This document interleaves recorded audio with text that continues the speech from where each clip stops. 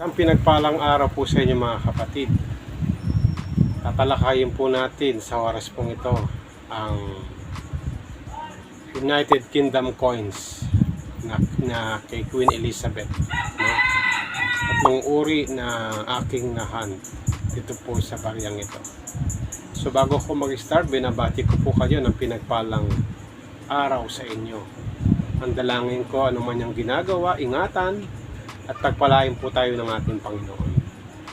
Sa mga kapatid po natin OFWs, sa mga senior citizen, at sa mga subscribers po natin. Salamat sa inyong pagsubaybay. Nawa patuloy po tayong pasaganain at ingatan ng Panginoon.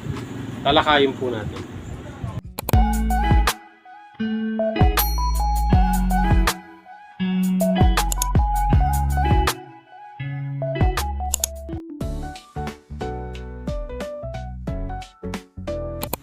Ayan po mga kapatid, ito po yung mga coins na gusto kong i-share sa inyo. Ayan, ito po yung kay Queen Elizabeth. Ayan, ito po ang kanyang likod. 1953 half crown. Ayan. Ang susunod naman po ay itong Queen Elizabeth din, 1961. Ayan, 1 shilling, 1961. Ayan. Ang susunod naman po ay yung Queen Elizabeth.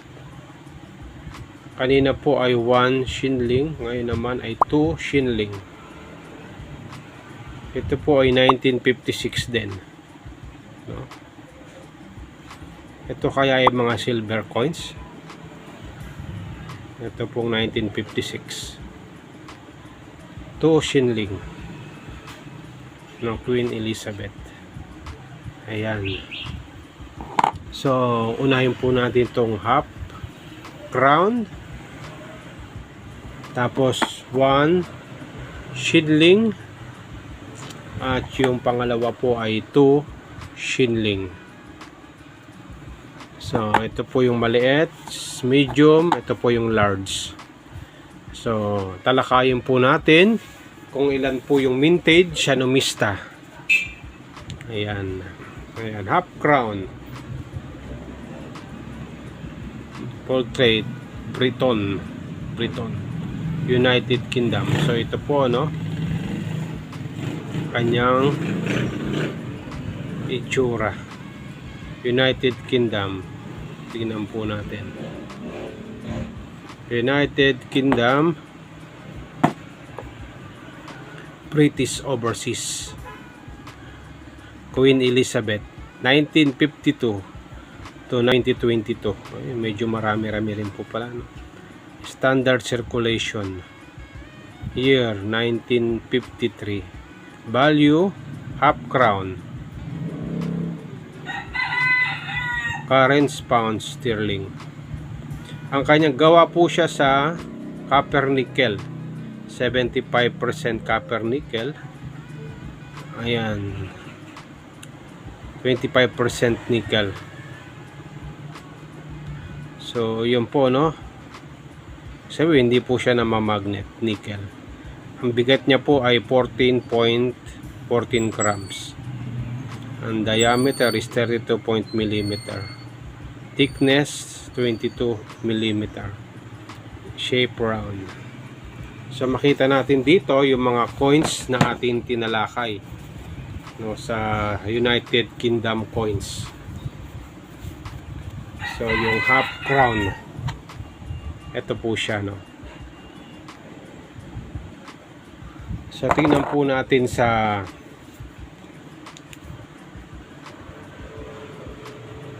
numista. Ayan, 1953.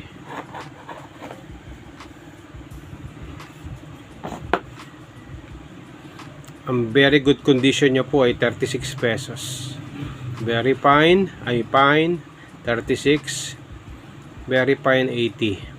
Ayan, ito po yung kanyang mga presyo. Extra fine nasa 110 yung ano, uncirculated, almost uncirculated. Ang mahal niya po ay yung uncirculated, 190. Ayan, meron po siyang proof na kung saan hard to find po. Ito po yung itik na mahal, no?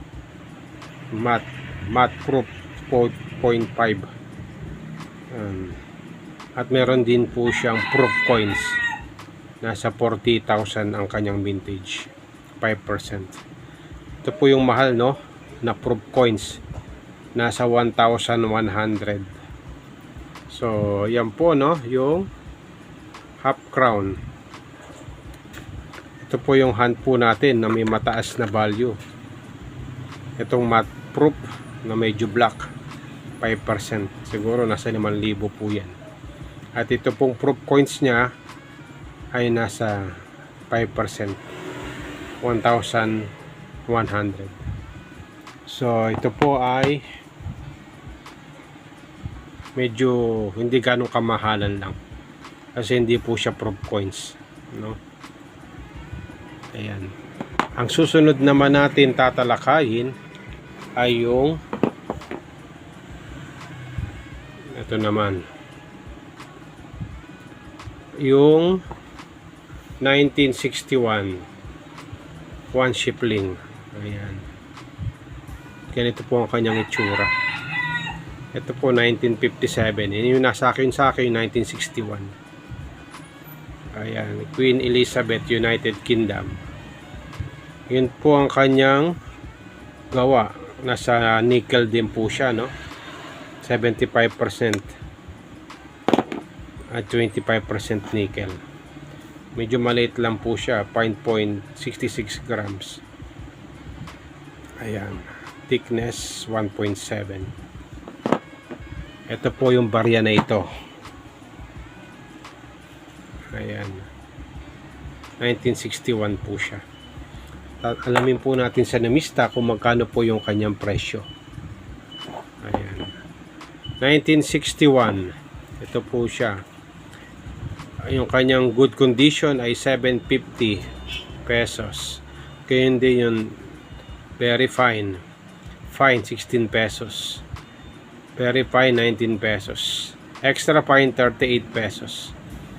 AU 56, yung almost uncirculated 87.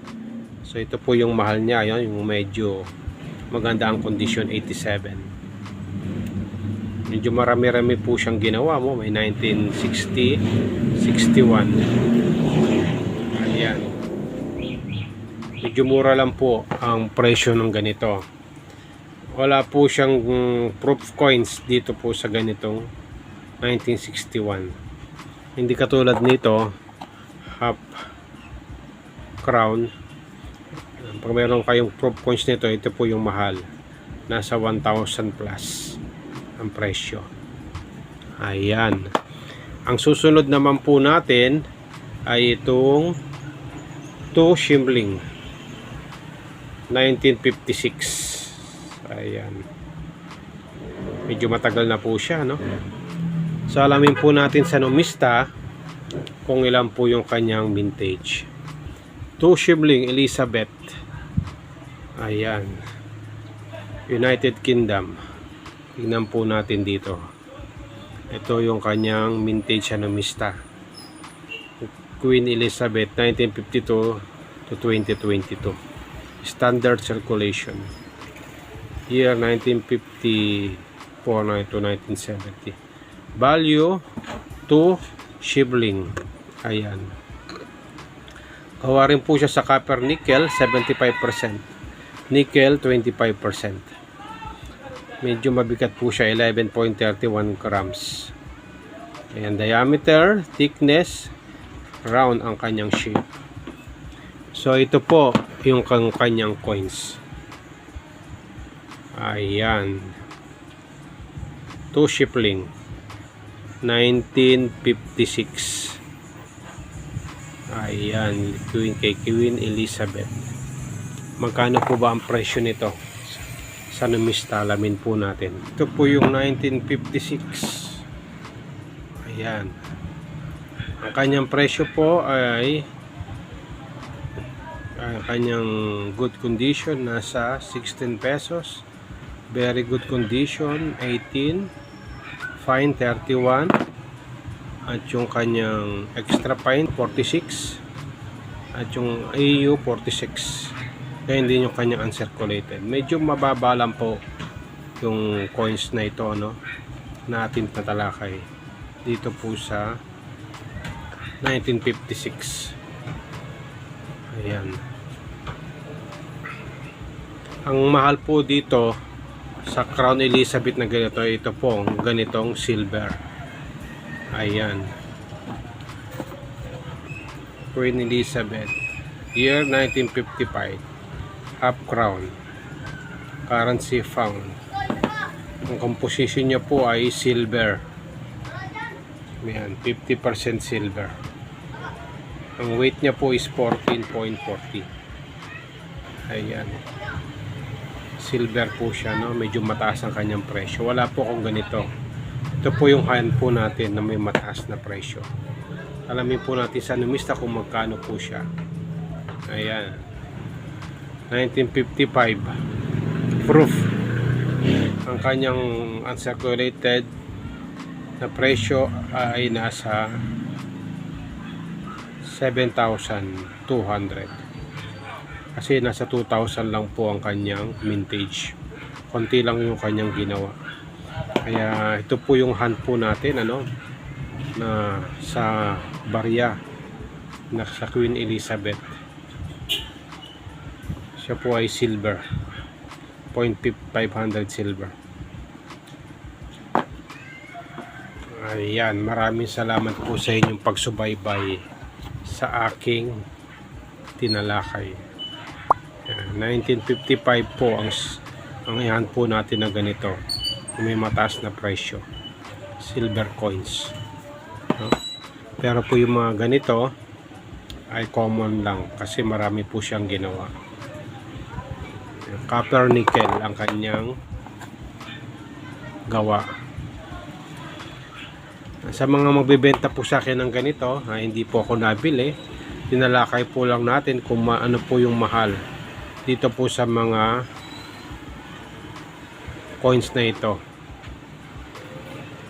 United Kingdom, half crown, Queen Elizabeth. So maraming salamat sa inyong pagsubaybay sa aking YouTube channel. Kung meron tayo tutunan, please like and subscribe sa aking YouTube channel. Salamat po.